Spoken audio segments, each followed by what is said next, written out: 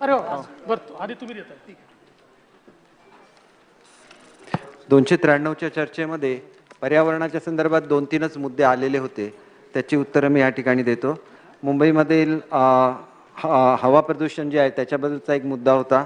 त्याच्यामध्ये आणि कचऱ्याच्या संदर्भात होता. या ठिकाणी आपण 5,650 टन कचऱ्यावर प्रक्रिया करतो.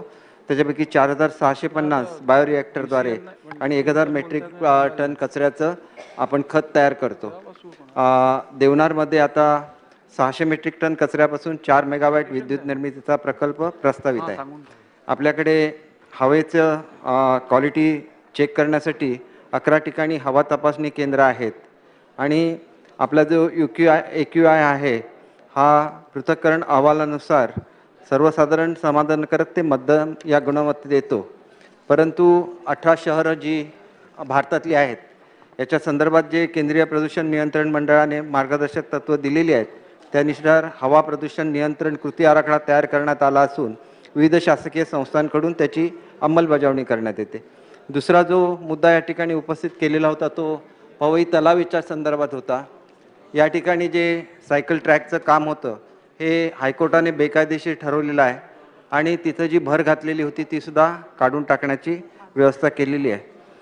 त्याचप्रमाणे आदरणीय सदस्य अमितजी साटम आणि आदरणीय भातखळकर साहेब यांनी दुसरा मुद्दा जो उपस्थित केलेला होता तो मालाड येथील मौजे एरंगळ येथे जे स्टुडिओज उभारलेले आहेत त्याच्या संदर्भातला होता आणि दुसरा MTDCच्या जागेवर जी भर घालण्यात आलेली होती ह्याच्या संबंधातला होता.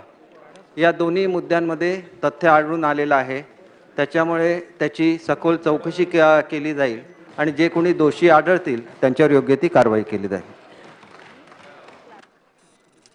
माननीय अध्यक्ष महोदय, या ठिकाणी 293चा जो प्रस्ताव होता त्या प्रस्तावामध्ये सन्माननीय श्री अमित साटम, श्रीमती अदिती तटकरे, श्री कालिदास कोळंबकर, श्री अमीन पटेल, श्री मंगेश कुडाळकर, श्रीमती गीता जैन, श्री पराग अळवणी, श्री जिशान सिद्दीकी, श्रीमती मनीषाताई चौधरी, श्री रईसभाई शेख, श्रीमती वर्षाताई गायकवाड, श्रीमती विद्याताई ठाकूर, श्री मिहीर कोटेचा, श्री सदा सरवणकर, श्री अतुल भातखळकर, श्री सुनील राणे, श्री संजय केळकर, श्री तमिल सेल्वन आणि श्री जितेंद्र आव्हाड या सर्व सन्माननीय सदस्यांनी या ठिकाणी भाग घेतला आणि विशेषतः गृहनिर्माण विभाग याच्याशी संबंधित अनेक मुद्दे या ठिकाणी आले. नगरविकास विभागाशी संबंधित देखील काही मुद्दे या ठिकाणी आले आणि दोन्ही बाजूच्या सदस्यांनी काही अडचणी देखील या ठिकाणी मांडल्या, काही समस्याही आपल्यासमोर ठेवल्या.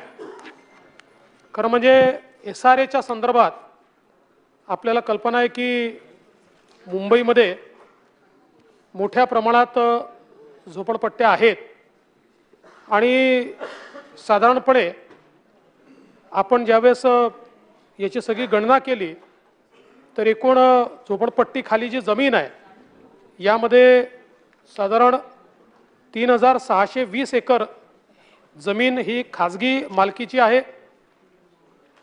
2,140 एकर ही राज्य सरकारच्या मालकीची आहे. 856 एकर बृहन्मुंबई महानगरपालिकेच्या मालकीची आहे. 518 एकर खोती जमीन आहे. 673 एकर ही केंद्र सरकारची आहे. 272 एकर म्हाडाची आहे आणि इतर 251 एकर अशी 8,333.53 एकर एवढी जमीन या ठिकाणी झोपडपट्ट्यांनी व्याप्त आहे.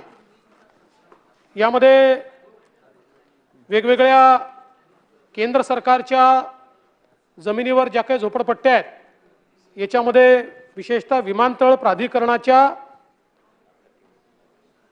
मालकीच्या जमिनीवर जवळपास 276 एकर जमिनीमध्ये या झोपडपट्ट्या बसलेल्या आहेत.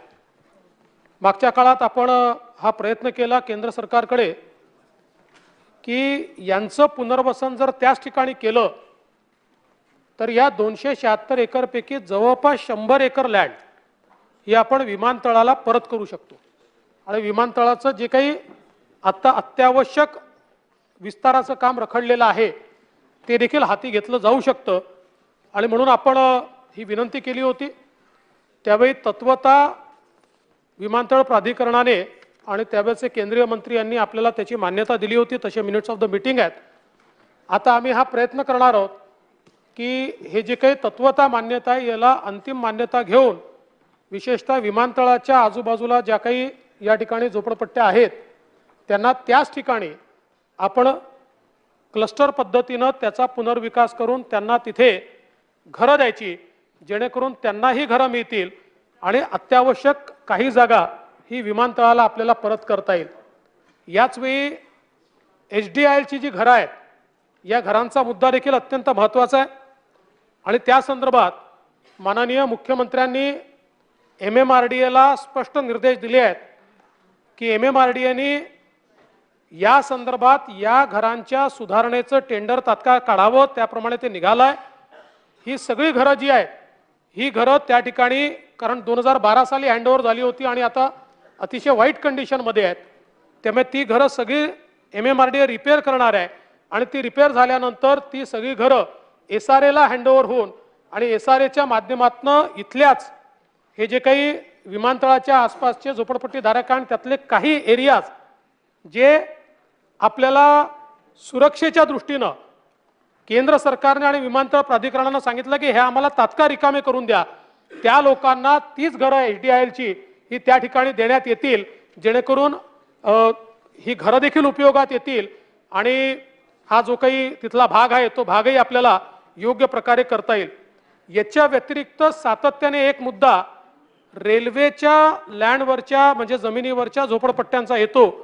याच्यामध्ये कायदेशीर अडचण आली, माझी केंद्र सरकारशी त्या संदर्भात चर्चा झाली, पण सर्वोच्च न्यायालयाने एक निर्णय दिला आहे आणि त्यात त्यांनी केंद्र सरकारला या सगळ्या जमिनीवरचं अतिक्रमण हे हटवण्याकरता सांगितलं आहे।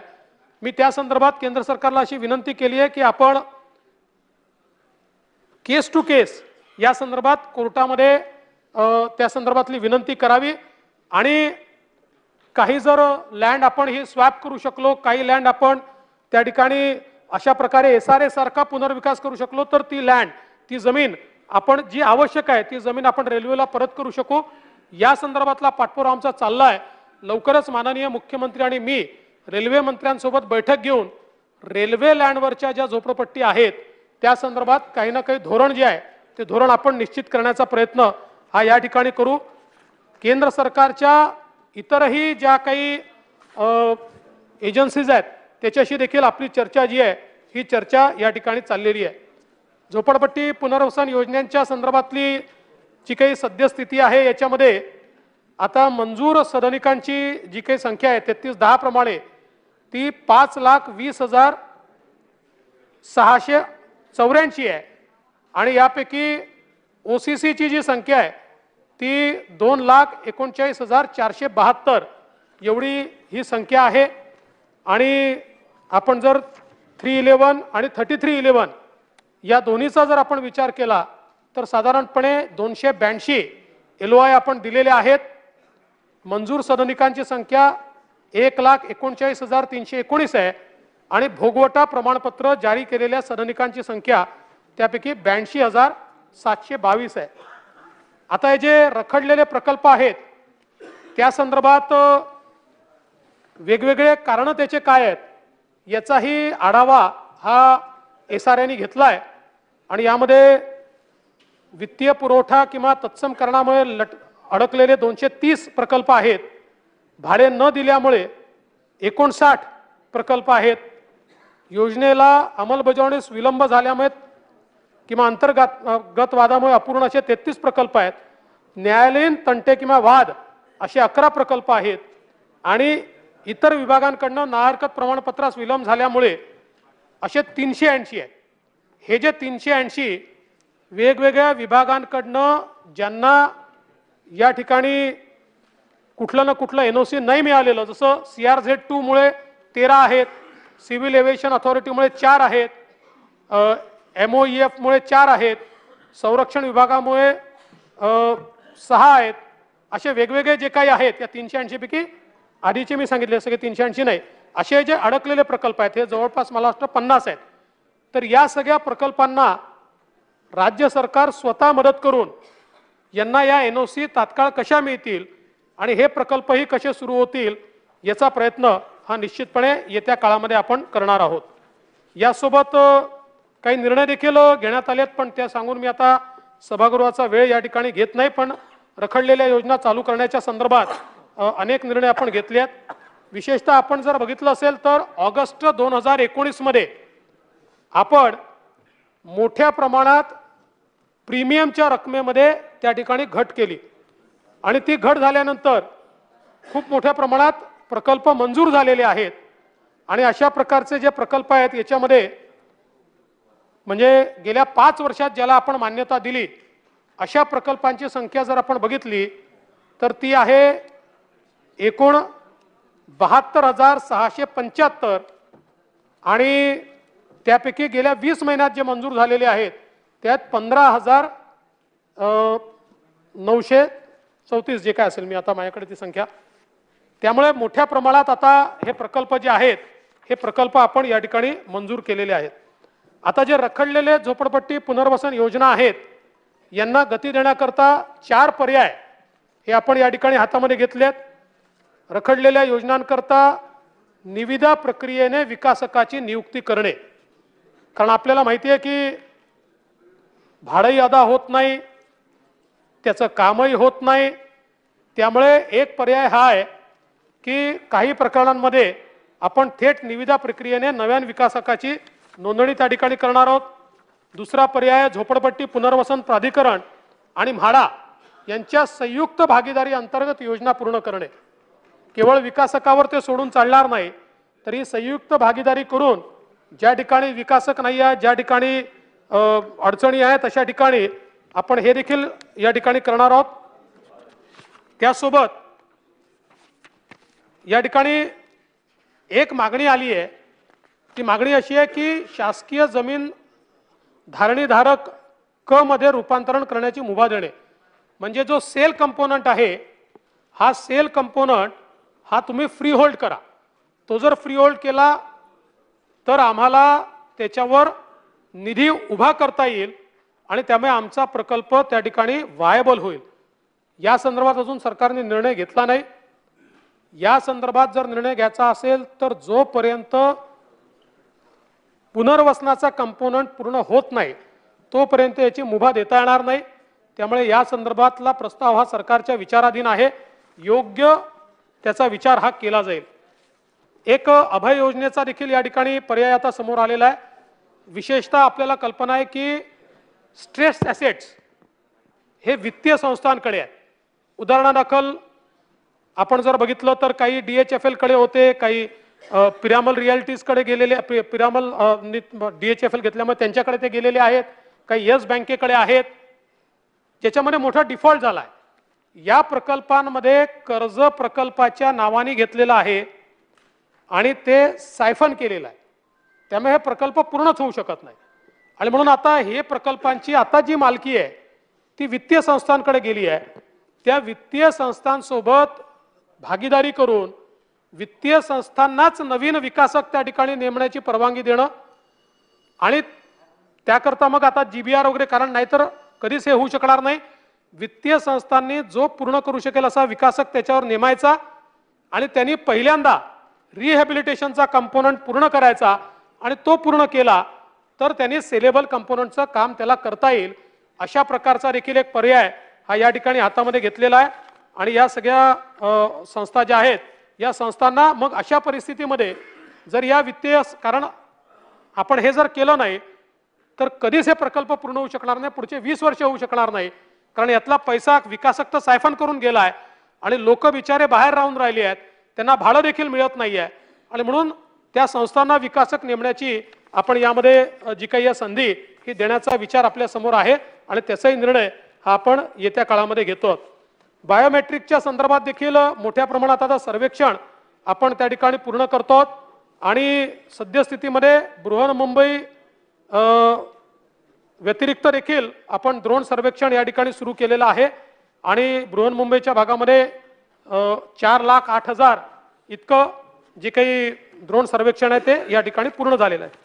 त्यानंतर केंद्र शासनाच्या जागेवर असलेल्या झोपडपट्टीचा पुनर्विकासाचा विषय मी आपल्यासमोर मांडलेला आहे. एक अजून सक्षम प्राधिकाऱ्यांनी झोपडपट्टी धारकाची पात्रता 90 दिवसात तपासून प्रक्रिया पूर्ण केली पाहिजे अशा प्रकारचा एक निर्णय आपण घेतला होता. परंतु तरी देखील ते योग्य वेळेत होत नाहीये आणि म्हणून हेही योग्य वेळेत झालं पाहिजे याकरता आवश्यक तो स्टाफ देऊन ते पूर्ण करण्याचं काम हे या ठिकाणी केलं जाईल. काही प्रमाणात ते केलं आहे, पुढे देखील हे निश्चितपणे या ठिकाणी केलं जाईल. हे होत असताना काही प्रकल्पांच्या संदर्भात विशेषतः धारावीचा प्रकल्प हा आपला अत्यंत महत्त्वाचा प्रकल्प आहे आणि धारावीचं नोटिफाईड क्षेत्र हे आपण साधारण 2002-2003च्या काळामध्ये आपण धारावीचं क्षेत्र नोटिफाईड केलं. परंतु ते नोटिफाईड केल्यानंतर त्याचा DPR आपण तयार केला नव्हता. 2016 साली आपण त्याचा DPR तयार केला आणि DPR तयार करून त्या संदर्भातली निविदेची प्रक्रिया आपण त्या ठिकाणी सुरू केली आणि त्या निविदेमध्ये अट ही होती की फायनान्शियल वायबिलिटी असली पाहिजे, म्हणून त्याची जी विविक्षित रक्कम आहे ती रक्कम त्यांच्या खात्यामध्ये त्यांनी दाखवली पाहिजे तरच ते एलिजिबल होतील. अशा प्रकारचा आपण तो त्या ठिकाणी त्याच्या सगळ्या अटी शर्ती मी सांगत नाही, अशा प्रकारे आपण त्याचं टेंडर बोलवलं होतं. त्याचं एक टेंडर देखील आपल्याला प्राप्त झालं होतं. दरम्यानच्या काळात असं लक्षात आलं की आपल्याला हा जर प्रकल्प पूर्ण करायचा असेल तर रेल्वेची जागा जर आपल्याला मिळाली तर आपण पहिलं रिहॅबिलिटेशन तिथे करू शकतो आणि मग एक सेक्टरचं रिहॅबिलिटेशन करून ते सेक्टर मोकळं झालं की ते तोडून त्या ठिकाणी आपण पुढचं रिहॅबिलिटेशन करायचं. अशा पद्धतीनं केलं तरच हे यशस्वी होऊ शकेल. त्या काळामध्ये केंद्र सरकारशी आपण चर्चा करून आणि केंद्र सरकारकडनं रेल्वेची लँड मिळवण्याच्या संदर्भातला MOU केला. 800 कोटी रुपये आपण त्यावेळी भरले. उरलेले पैसे डेफिनेटिव्ह ॲग्रीमेंट झाल्यानंतर आपण भरू अशा प्रकारचा निर्णय केला. दरम्यानच्या काळात केंद्र सरकारशी चर्चा चालली होती. त्याच्यामध्ये प्रॉफिट शेअरिंग की NPV असा एक मुद्दा त्याच्यामध्ये आला होता. पण आता पुन्हा केंद्र सरकारशी चर्चा करून डेफिनेटिव्ह ॲग्रीमेंटच्या संदर्भातल्या गोष्टी आपण पूर्ण केल्या आहेत. 30 तारखेला बहुधा डेफिनेटिव्ह ॲग्रीमेंट आपला पूर्ण होईल.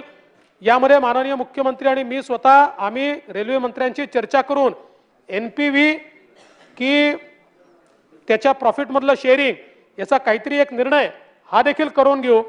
आणि आता हा जो काही रेल्वेचा लँड आपल्याकडे येते आहे ही आल्यामुळे या ठिकाणी याची वायबिलिटी प्रचंड वाढली आहे आणि वायबिलिटी वाढलेली असल्यामुळे सरकारनं पुन्हा एकदा याची निविदा बोलवण्याचा निर्णय केलेला आहे. ही निर्णय आता येत्या 3 महिन्यामध्ये ही निविदा बोलवण्यात येईल आणि धारावीचा हा अनेक वर्षापासून रखडलेला जो प्रकल्प आहे हा प्रकल्प या ठिकाणी पूर्ण करू. हा पूर्ण करताना त्या ठिकाणच्या अनेक लोकांची चर्चा केली आहे. माननीय लोकप्रतिनिधी वर्षाताई आपल्याशी पुन्हा एकदा चर्चा नक्की त्याच्या संदर्भात करू. आमचे आपले जे खासदार आहेत त्यांच्याशी देखील त्याची चर्चा करू. मागच्या काळामध्ये काही मुद्दे आपण लोकांनी लक्षात आणून दिले होते, खासदारांनी त्या ठिकाणी लक्षात आणून दिले होते, तेही मुद्दे आता इन्कॉर्पोरेट आपण केलेले आहेत. त्यामुळे देशातला किंवा कदाचित एशियातला अर्बन रिन्युअलचा सगळ्यात मोठा प्रकल्प असा हा जो काही धारावीचा प्रकल्प आहे या प्रकल्पाच्या संदर्भात लवकरच आता ही कारवाई जी आहे ती आपण निश्चितपणे या ठिकाणी करणार आहोत. यासोबत पत्राचाळीचा जो विषय या ठिकाणी आलेला आहे आता त्या संदर्भात वेगानं काम चालू झालेलं आहे. आपण मागच्या काळात हा निर्णय घेतला होता की म्हाडानीच रिहॅबिलिटेशनचं किंवा PAPचं जे बांधकाम आहे ते त्या ठिकाणी केलं पाहिजे. ते काम जोरात सुरू आहे. मी आज विभागाकडनं माहिती घेतली तर विभागाने मला अशी माहिती दिली आहे की 6 महिन्यामध्ये आम्ही ते काम पूर्ण करू. मी पुन्हा एकदा ते कन्फर्मेशन त्याचं करीन, पण ते होत असेल तर अतिशय चांगलं आहे. ते लवकरात लवकर झालं पाहिजे, त्याच्यामध्ये कुठली अडचण येणार नाही. तिथल्या लोकांचं सातत्याने मागणी आहे की आम्हाला केवळ 18,000 रुपये भाडं या ठिकाणी दिलं जातं. आता गुरु आशिष या बिल्डरशी तेव्हाच्या त्यांचा जो ॲग्रीमेंट होता त्याच्यामध्ये 18,000चं केवळ त्या ठिकाणी भाडं होतं, पण तो ॲग्रीमेंट खूप जुना होता आणि आता त्यांची मागणी आहे 40,000 रुपये भाडं देता यावं, पण शेवटी आपल्याला विचार करताना पूर्ण मुंबईचा विचार करावा लागतो.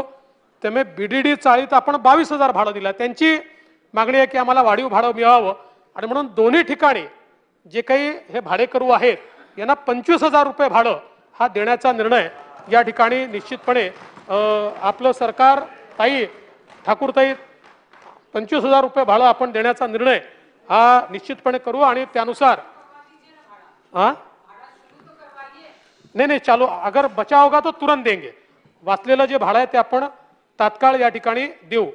बीडीडी चाळीच्या संदर्भात आता त्याचा पुनर्विकास आपण सुरू केलेला आहे आणि महाराष्ट्रातलं हे पहिलं मॉडेल होतं की ज्या मॉडेलमध्ये पुनर्विकास करताना आपण मराठी माणसाला त्याच ठिकाणी घर मिळालं पाहिजे म्हणून 500 चौरस फुटाचं घर देण्याचा निर्णय केला आणि बिल्डरच्या माध्यमातून नाही तर स्वतः म्हाडाने इन्व्हेस्ट करून ते बांधावं आणि त्याचा प्रॉफिटही म्हाडाने कमवावा अशा प्रकारचा निर्णय आपण या ठिकाणी हा केला. कालिदासजींचं ची सातत्याने पोलिसांच्या घराकरता मागणी होती. आपण त्यावेळेस निर्णय केला होता पोलिसांना घरं देण्याचा. पोलिसांना घरं देत असताना त्याची एलिजिबिलिटीचा क्रायटेरिया आपण ठरवला. नंतर सरकारने 50 लाख रुपयात ते घर दिलं पाहिजे अशा प्रकारचा निर्णय घेतला ज्याच्यावर खूप मोठ्या प्रमाणात रिझेंटमेंट होतं. कालिदासजींनी मला मागणी केली होती की हे घर मोफत मिळालं पाहिजे. मी देखील कालिदासजी या मताचा होतो की आपले पोलिस आहे देता आलं तर आपण जसं इतर पीएपींना देतोय तसं त्यांना मोफत दिलं पाहिजे. परंतु ज्यावेळेस विभागाशी आणि विधी व न्याय विभागाशी मी चर्चा केली त्यावेळेस एक गोष्ट लक्षात आली की आपल्याला आपल्या कर्मचाऱ्यांमध्ये असा भेद करता येणार नाही आणि आपण जर इथे मोफत दिलं पहिला भेद आपण हा करतोय कधीच आपण मालकी तत्वावर देत नाही पण आपण तुमच्या आग्रहाखातर मागे तो निर्णय घेतला आणि आपण मालकी तत्वावर देण्याचा निर्णय घेतला. पण दोन्ही विभागांचं म्हणणं असं आहे की मोफत दिलं तर सगळ्या शासकीय कर्मचाऱ्यांना आपल्याला मग तोच न्याय लावावा लागेल जे फिजिबल होणार नाही. पण आपण काळजी करू नका. माननीय मुख्यमंत्र्यांसोबत मी आपली तात्काळ बैठक करतो. 50 लाख नाही 25 लाख नाही जो काही कन्स्ट्रक्शन कमीत कमी कॉस्ट आणि त्याच्यातही काही अनुदान आपल्याला द्यावं आपले पोलीस आहेत त्यामुळे त्यातही काही अनुदान सरकारला द्यावं लागलं तर तेही देऊन अतिशय नाममात्र दराने आपल्या पोलिसांना या बीडीडी चाळीमध्ये या ठिकाणी निश्चितपणे घर हे मालकी हक्कानं देण्याचा निर्णय. आणि या सभागृहाच्या लक्षात आलं पाहिजे की हा निर्णय का घेतोय तर 35 वर्षापासून 3 पिढ्या तिथे राहत आहेत आणि इतकी हार्डशिप त्या ठिकाणी सहन केली आहे की आपल्यापैकी ज्यांनी जाऊन बघितलं असेल म्हणजे आपल्या पोलिसांना अशा खोलीमध्ये राहावं लागलं. इतकी लाजिरवाणी गोष्ट आहे आपल्या सगळ्यांकरताच आहे पण ती इतकी लाजिरवाणी गोष्ट आहे की मी गेलो तर त्या खोलीमध्ये असं वरून काहीतरी पडत होतं. एकच खोली आहे त्या ठिकाणी प्लॅस्टर पूर्ण उखडलेलं आहे त्याला फ्लोरिंग नाही आहे तिथेच त्यांचं सगळं चाललेलं आहे आणि म्हणून 3 पिढ्या त्यांनी त्या ठिकाणी घालवल्या. तर तिथे राहणारा जो आपला साधा मराठी माणूस आहे 3 पिढ्यापासून राहतोय त्याला जर आपण घर दिलं तर विशेष बाब म्हणून या लोकांनी 3 पिढ्या तिथे घालवलेल्या असल्यामुळे त्यांना आपण घर देण्याचा तो निर्णय किचनवर छत्री लावलेली माननीय मुख्यमंत्री स्वतः त्या ठिकाणी जाऊन आले आणि म्हणून ते ठरवू आपण ते ठरवू. पण 50 लाख हे परवडणारं नाही आणि 25 लाखही परवडणारं नाही त्यामुळे त्याहीपेक्षा कमी करण्याचा प्रयत्न हा आम्ही या ठिकाणी निश्चितपणे करणार आहोत. गिरणी कामगारांच्या संदर्भातला मुद्दा सातत्याने या ठिकाणी मांडला जातो. मागच्या काळामध्ये आपण त्या संदर्भात MMRDA काही घरं देण्याचा निर्णय केला होता. आता काही घरं तयार झाली आहे. माननीय मुख्यमंत्र्यांना मी विनंती करणार आहे आणि येत्या काळामध्ये त्याची लॉटरी जी आहे ती आपण तात्काळ काढू आणि गिरणी कामगारांना द्यायची जी घरं आहेत ती घरं तर आपण देऊच. पण एक मुद्दा निश्चितपणे समोर आला होता की प्रधानमंत्री आवास योजनेमध्ये आपण त्यांना घरं त्या ठिकाणी देऊ शकतो का आणि त्या संदर्भात परवाच गिरणी कामगारांचं एक शिष्टमंडळ आलं होतं. माझी भेट त्यांनी घेतली आणि माननीय मुख्यमंत्र्यांची भेट देखील गिरणी कामगारांच्या शिष्टमंडळाने घेतली आणि त्यावेळेस माननीय मुख्यमंत्र्यांनी मला त्या ठिकाणी असं सूचित केलं की आपण यांना तातडीनं घरं देण्याच्या संदर्भात हा जो प्रस्ताव आलेला आहे हा प्रस्ताव पुढे नेता येईल का. ती जी घरं आपण जी काही स्टॉक आपण तयार करतोय त्या स्टॉकमध्ये त्यांना देता येईल का. त्यावेळेस त्यांनी असं सांगितलं की मागच्या सरकारच्या काळातही आम्ही हा प्रस्ताव दिलेला आहे आणि आम्हाला काही जागा दाखवण्यात आल्या आहेत आणि त्या जागांपैकी काही जागा आम्ही पसंत केलेल्या आहेत. तर मी या निमित्ताने निश्चितपणे हे सांगू इच्छितो की शेवटी गिरणी कामगारांचं घर हे स्वप्न आपल्या सगळ्यांचं आहे. आणि या गिरणी कामगारांनी या ठिकाणी कोकण मंडळाच्या अंतर्गत ज्या काही वेगवेगळ्या जागा बघितलेल्या आहेत त्या जागांमध्ये प्राथमिक, हा काही अंतिम आकडा नाही आहे, पण प्राथमिक आपल्याला 50,932 सदनिका देता येतात. त्यामुळे हा जो काही प्रस्ताव आमच्याकडे आलेला आहे, माननीय मुख्यमंत्री आणि मी या प्रस्तावाला आम्ही मान्यता देऊ आणि गिरणी कामगारांना आत्ता हे जे प्राथमिक आपल्याला 50,000 घरं देता येतील असं वाटतंय, यातले जितके फिजिबल असतील, 50,000 असतील तर 50,000, यातली कदाचित एखादी योजना फिजिबल नसेल तर ती आपण बाहेर काढू, पण ही 50,000 घरं गिरणी कामगारांना उपलब्ध करून देण्याच्या संदर्भात निश्चितपणे कारवाई जी आहे ही कारवाई या ठिकाणी केली जाईल. एक मुद्दा या ठिकाणी अजून आलेला होता, वेळेचं वगैरे कुठे गेलं ते वेळेचं नियोजन आणि एक मला असं वाटतं की अमीन पटेल साहेबांनी पीएपीच्या साठ्याच्या संदर्भातला मुद्दा या ठिकाणी मांडला होता, तर त्याही मुद्द्यावर आपण निश्चितपणे त्याची जी कारवाई आहे ती आपण या ठिकाणी करतो आहोत. खरं म्हणजे बरेच मुद्दे आहेत, सगळ्या मुद्द्यांवर जाणार नाही, पण एक मुद्दा महत्त्वाचा आहे आणि तो मुद्दा म्हणजे एसबीयूटीचा. एसबीयूटी हा एक अतिशय महत्त्वाकांक्षी प्रकल्प आहे आणि अतिशय चांगला प्रकल्प आहे. अर्बन रिन्युअलचा एक अतिशय पथदर्शी अशा प्रकारचा प्रकल्प आहे आणि भेंडी बाजार सारख्या क्षेत्रामध्ये हा प्रकल्प त्या ठिकाणी होत असल्यामुळे तो प्रकल्प जर झाला तर आपण मुंबईच्या कुठल्याही कितीही कंजेस्टेड भागामध्ये आपण प्रकल्प पूर्ण करू शकतो, अशा प्रकारचं एक आपण वातावरण तयार करू शकू. आणि म्हणून मागच्याही काळात आपण या प्रकल्पाला पूर्ण मदत केली आहे, भविष्यातही आपण या प्रकल्पाला पूर्ण मदत करणार आहोत.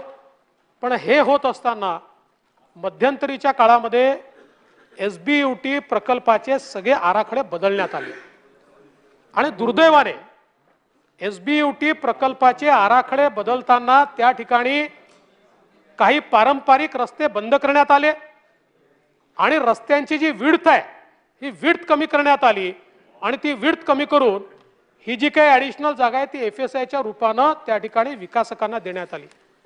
हा एक पथदर्शी प्रकल्प आहे आणि त्यामुळे एसबीयूटीच्या लोकांनाही माझं म्हणणं आहे की आम्ही इतक्या खुल्या मनानं तुम्हाला मदत करत असताना तुम्ही प्रॉफिटिअरिंगमध्ये जाऊन या प्रकल्पाचं जे काही क्षेत्र आहे ते क्षेत्र अशा प्रकारे एक आपण त्या ठिकाणी भेंडी बाजार उचलायचा आणि तसाच दुसरा भेंडी बाजार तयार करायचा, यातनं आपण तिथे राहणाऱ्या लोकांना क्वालिटी ऑफ लाईफ देऊ शकणार नाही. आणि म्हणून या संदर्भात हे जे काही बदललेला आराखडा आहे हा आराखडा योग्य नाहीये. जुना जो आराखडा होता तोच आराखडा योग्य होता आणि म्हणून या संदर्भात माननीय मुख्यमंत्र्यांनी महानगरपालिकेच्या आयुक्तांना सूचना देण्याचं सांगितलेलं आहे आणि त्या सूचना देण्यात येतील. आणि हा आराखडा बदलताना याच्यामध्ये काय गडबड झालेली आहे, कोणी भ्रष्टाचार केला आहे का, कोण याच्या पाठीमागे आहे, या संदर्भातली चौकशी करावी लागेल. ती चौकशी केली जाईल आणि ओरिजिनल आराखडा जो आहे, पण एवढं मी पुन्हा सांगतो, आराखड्याची चौकशी आपल्या ठिकाणी, याचं काम आम्ही थांबू देणार नाही आणि एसबीयूटी प्रकल्पाला राज्य सरकार पूर्ण मदत करून हा या भागातला सगळ्यात मोठा आणि या प्रकल्पाचं जसं ही चूक आहे तसं चांगलं देखील सांगितलं पाहिजे की या प्रकल्पामध्ये जे प्रोजेक्ट अफेक्टेड आहेत त्यांना अगदी जे संक्रमण शिबिरं दिली आहेत तीही अतिशय सुंदर दिलेली आहेत आणि त्यांच्याकरता रिहॅब बिल्डिंग ज्या होत आहेत त्या देखील अतिशय चांगल्या बिल्डिंग अध्यक्ष महोदय या ठिकाणी होत आहेत. म्हणून अशा प्रकल्पाला त्या ठिकाणी जी काही मदत आहे ही मदत निश्चितपणे करण्याचं काम आपण या ठिकाणी करू. वेगवेगळ्या सगळ्या सदस्यांनी मांडलेले जे काही मुद्दे आहेत,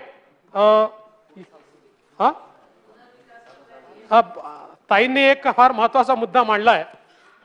पुनर्विकास हा फार कमी राज्यांमध्ये आहेत आणि त्याच्यावर GST लागलेला आहे आणि आपण GST काउन्सिलच्या, दादा तुमचंही पत्र आपण पाठवलं होतं आणि त्यानंतर मग बिहारचे अर्थमंत्री हे त्याचे प्रमुख होते, त्यांनाही आपले लोक भेटले आणि आता जवळपास त्यांनी प्रस्ताव तयार केला आहे की पुनर्विकासावर GST लागू नये, कारण तो GST कारण याच्यामध्ये सेट ऑफ मिळत नाही आणि त्याच्यामुळे खूप अडचण तयार होते आणि त्यातनं आपल्या पुनर्विकासावर एक भार येतोय. तर खरं म्हणजे दादांनी देखील त्यात पुढाकार घेतला होता आणि आपल्या पत्रानंतरच त्याच्यावर सगळी कारवाई पुढे झालेली आहे आणि आता त्याचा पाठपुरावा आता अर्थमंत्री म्हणून मला त्या बैठकीला जाण्याची संधी मिळेल तर मी मनीषाताई निश्चितपणे हा मुद्दा आपण त्या ठिकाणी मार्गी लावू हे मी आपल्याला या ठिकाणी सांगतो. सदा सरवणकर साहेबांनी देखील अत्यंत महत्त्वाचे मुद्दे या ठिकाणी उपकर प्राप्त इमारतीच्या दुरुस्तीच्या संदर्भात त्याला आवश्यक निधी द्यावा असे मांडले आहेत.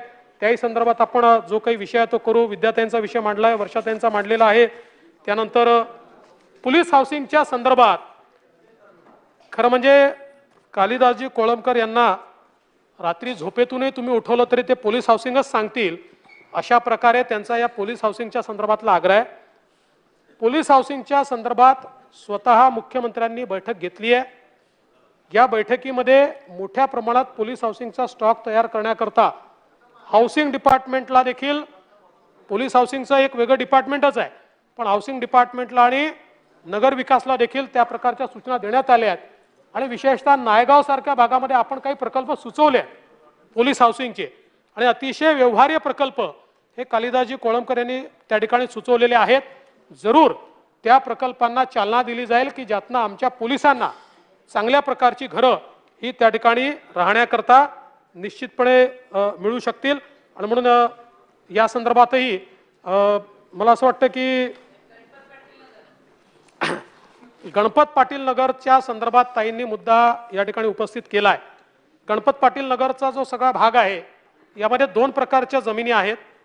एक वन विभागाची आहे आणि दुसरी वन विभागाची पण मँग्रुव्ज असलेली आहे. ज्या ठिकाणी मँग्रुव्ज आहेत त्या ठिकाणी आपल्याला काही करता येणार नाही पण वन विभागाची जी जमीन आहे तिथेच नाही तर जवळपास आपल्या बोरिवली कांदिवली या सगळ्या मोठ्या भागामध्ये खूप मोठ्या प्रमाणात आपल्या ज्या काही झोपड्या आहेत किंवा जी काही आपली घरं आहेत ही वन विभागाच्या जमिनीवर त्या ठिकाणी बसलेली आहेत. आता या ठिकाणी वन नाही आहे पण वन विभागाची जमीन आहे आणि वन विभागाच्या जमिनीच्या संदर्भात कोर्ट आणि सरकार या दोघांचे झिरो टॉलरन्स असा ॲटिट्यूड राहिला आहे. पण आपल्याला यातनं एक प्रॅक्टिकल अप्रोच पाहावा लागेल आणि म्हणून आम्ही हा प्रयत्न करू की आता जवळजवळ 25, 30, 40 वर्ष लोक तिथे बसलेले आहेत.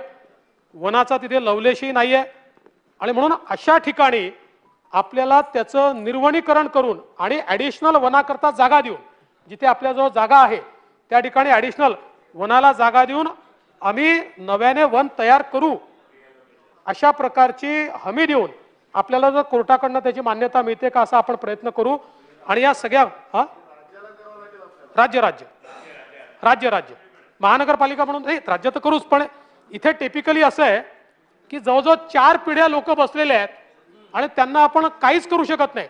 म्हणजे इथे गणपत पाटील नगर हो मुंबई पहिली गोष्ट अशी आहे राज्यात करू पण वनाच्या जमिनीवर जिथे वन करणं शक्य आहे तिथे मात्र पुनर्वसन केलं जाईल. तिथे लोकांना इन सिटू देता येणार नाही. मात्र ज्या ठिकाणी शक्यच नाही आहे आणि जे 40-40 वर्षापासून लोक बसलेले आहेत त्या संदर्भात विहित अशा प्रकारची जी काही त्याची पॉलिसी आहे ती पॉलिसी त्या ठिकाणी करून प्रक्रिया करून विहित प्रक्रिया करून जिथे शक्य असेल त्या ठिकाणी ॲडिशनल जागा वनांकरता देऊन जसं आपण एखादा इरिगेशनचा प्रोजेक्ट करतो आणि त्या प्रोजेक्टला वनाची जागा लागली तर त्याच्या दुप्पट जागा आपण इतरत्र देतो आणि तिथे वन तयार करतो. अशा प्रकारची काही पॉलिसी करता येईल का. आणि ही पॉलिसी करत असताना मानवतेच्या दृष्टिकोनातून ही पॉलिसी आपण करतोय. पर्यावरणाच्या दृष्टिकोनातून ही पॉलिसी योग्य असं मी बिलकुल म्हणणार नाही पण आज 4-4 पिढ्या जर लोक त्या ठिकाणी आहेत त्यांना तुम्ही काढूही शकत नाही आणि त्यांना साधं लाईटचं कनेक्शन देऊ शकत नाही, साधं पाणी देखील देऊ शकत नाही. आणि म्हणून एक स्पेशल पॉलिसी या संदर्भात आपण तयार करू आणि पर्यावरणाचा ऱ्हास न होता या लोकांना कशा प्रकारे आपल्याला त्या ठिकाणी मदत करता येईल हा देखील प्रयत्न आपण निश्चितपणे या ठिकाणी करू. खरं म्हणजे मुंबई महानगरपालिकेच्या संदर्भातली काही मुद्दे या ठिकाणी मांडलेले आहेत. विशेषतः अमित साटम यांनी आणि अमीन पटेल या दोघांनी कोविड सेंटरच्या संदर्भात आपण रईसभाई कोविड सेंटरच्या संदर्भातले घोटाळ्यांच्या संदर्भातले मुद्दे मांडले आहेत. खरं म्हणजे या संदर्भात आता पोलीस कंप्लेंटही झाली आहे, पोलीस तक्रारही झाली आहे, त्या संदर्भात आपले लोकायुक्तांकडेही तक्रार झाली आहे. पण या संदर्भात प्रायमा फेसी काही प्रमाणात गैरप्रकार झालेला दिसतोय.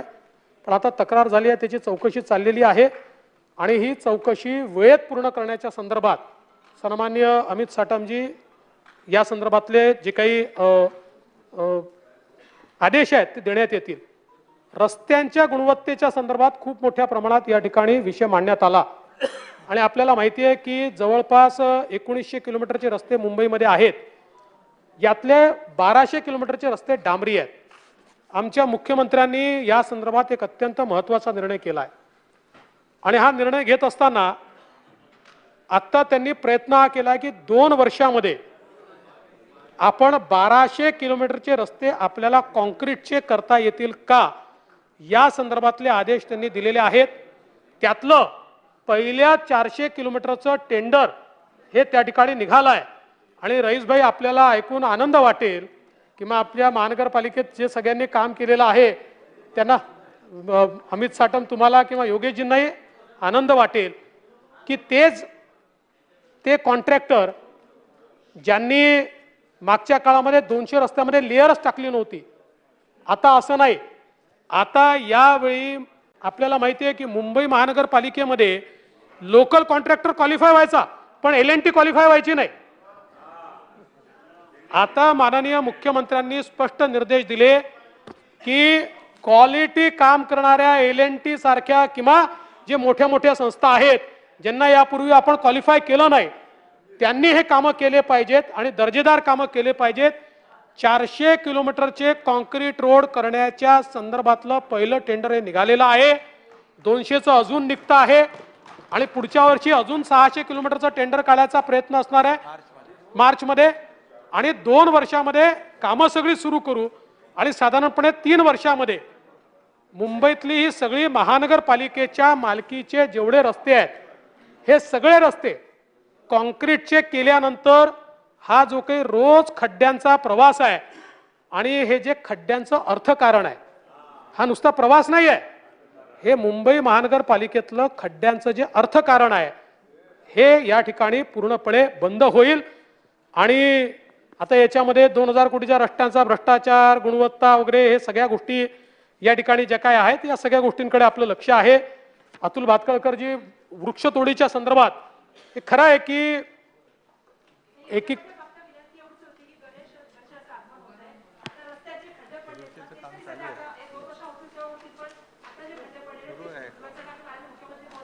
त्या संदर्भात मुख्यमंत्र्यांच्या उपस्थितीत बैठक झाली आणि त्या कामाची सुरुवात केली आहे.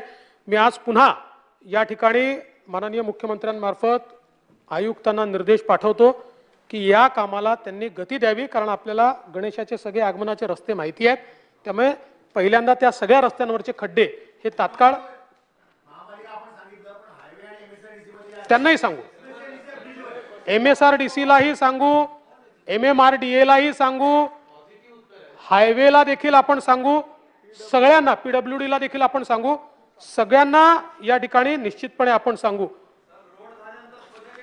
चला इंटरप्ट करू नका, रिप्लाय होऊ दे मध्ये. नाही, आता ते वारंवार खोदावे लागू नये, अगदी खरी गोष्ट आहे. म्हणूनच कॉन्क्रीटचे रोड करताना त्याच्यामध्ये डक्टची व्यवस्था देखील आपण सांगितलेली आहे, त्यामुळे ते खोदावे लागणार नाहीत.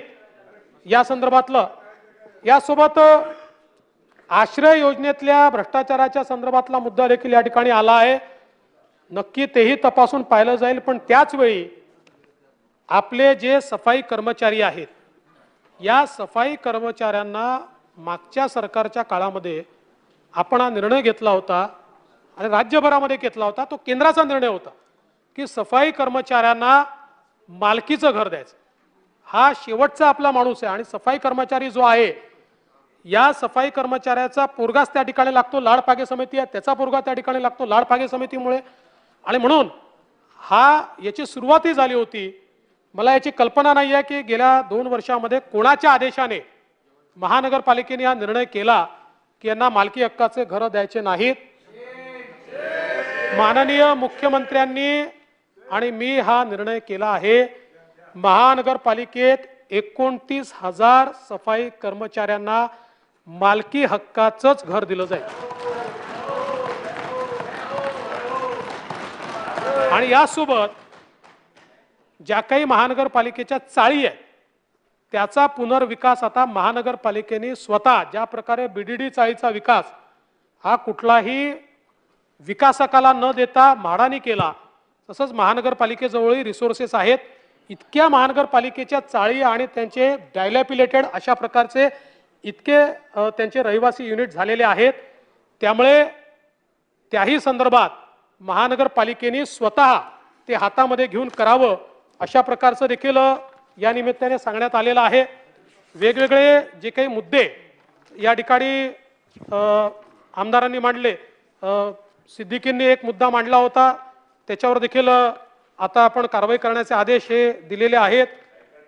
आणि सायकल ट्रॅकचा त्यानंतर हे जे काही भ्रष्टाचाराचे काही प्रकरणं मांडलेले आहेत, या सगळ्या याच्यात आता चौकशा सुरू आहे.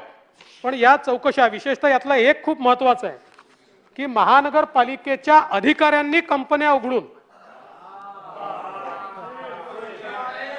महानगरपालिकेचे कंत्राट घेतली आहेत. आता या संदर्भात महापालिकेने उत्तर असं दिलं आहे की याची चौकशी चालली आहे, अशी चालणार नाही. ही महिनोन महिने चौकशी हे चालणार नाही.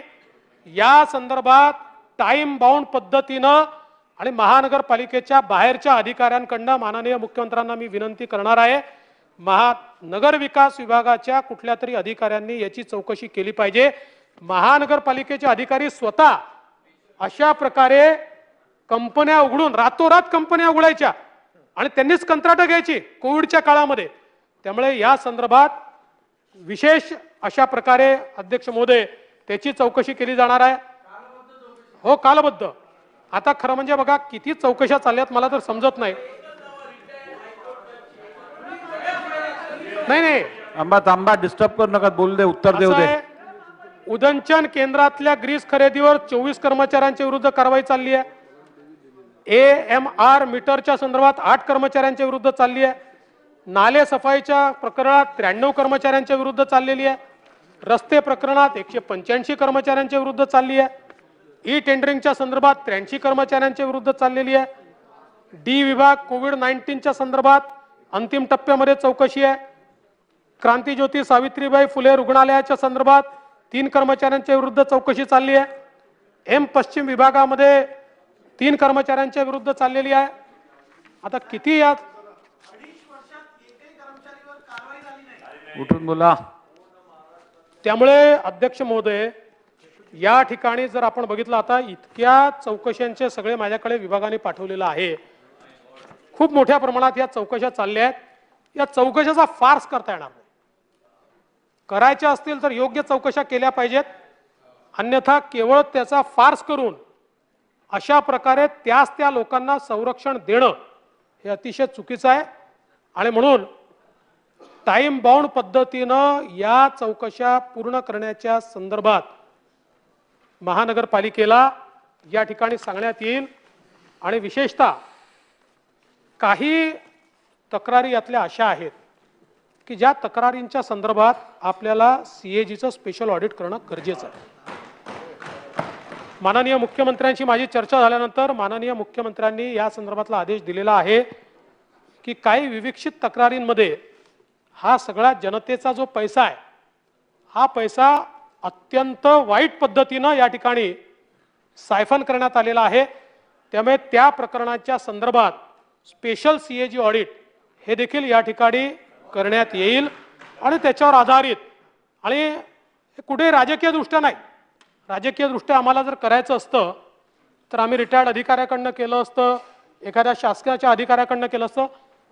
जिथे आवश्यकता पडेल तिथे तेही करू, राजकीय दृष्ट्या नाही, पण काही ठिकाणी करावं लागेल ते करू. पण स्पेशल CAG ऑडिट हे काही विषयांच्या संदर्भात मात्र या ठिकाणी करावं लागेल. ते निश्चितपणे येत्या काळामध्ये केलं जाईल. सगळ्या सदस्यांनी जे मुद्दे मांडले आहेत, हा चला, एक सेलवन साहेबांचा सातत्याचा मुद्दा आहे की रेफ्युजी कॉलनीज आहेत तिथे विशेषतः पंजाबमधनं आणि सिंधमधनं आलेले आमचे काही सरदार समाजाचे लोक, पंजाबी समाजाचे लोक आणि काही सिंधी समाजाचे लोक हे मोठ्या प्रमाणात त्यांच्या सायन कोळीवाड्यामध्ये आहे आणि याच्या रिडेव्हलपमेंटमध्ये खूप अडचणी आहेत.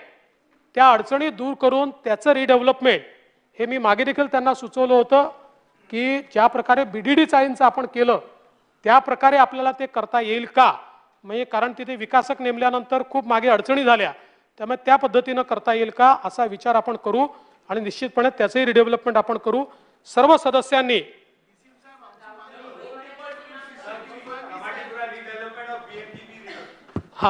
कामाठीपुराच्या रिडेव्हलपमेंटचा जो विषय आहे नक्की ते हातात घेण्यात येईल आणि त्या संदर्भात माझी माननीय मुख्यमंत्र्यांची चर्चा झाली आहे. मुख्यमंत्र्यांनी त्याला मान्यता दिली आहे, त्याच्यामुळे त्यालाही तोही आपण विषय हातामध्ये घेऊ.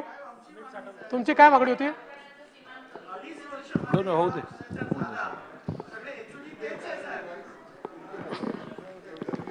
नाही, आपण जो मुद्दा मांडला या संदर्भात मुख्यमंत्री स्वतः आढावा घेतील आणि हे खरंच आहे की ज्यांची चौकशी चालली आहे तेच लोक जर त्या चौकशीचे हेड असतील तर ते योग्य होणार नाही.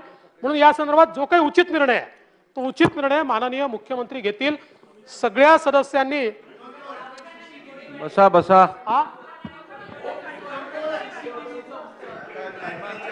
नाही, मला असं वाटतं की आता अध्यक्ष उत्तर होऊ दे महोदय, ना, उत्तर होऊ दे.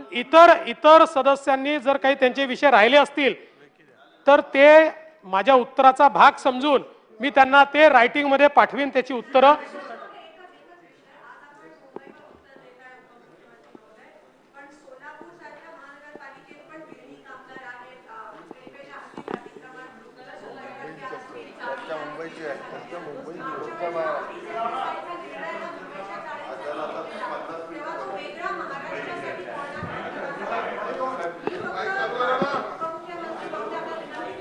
सगळे निर्णय घेताना आपण महापालिका क्षेत्र महाराष्ट्रातल्या जेवढ्या आहेत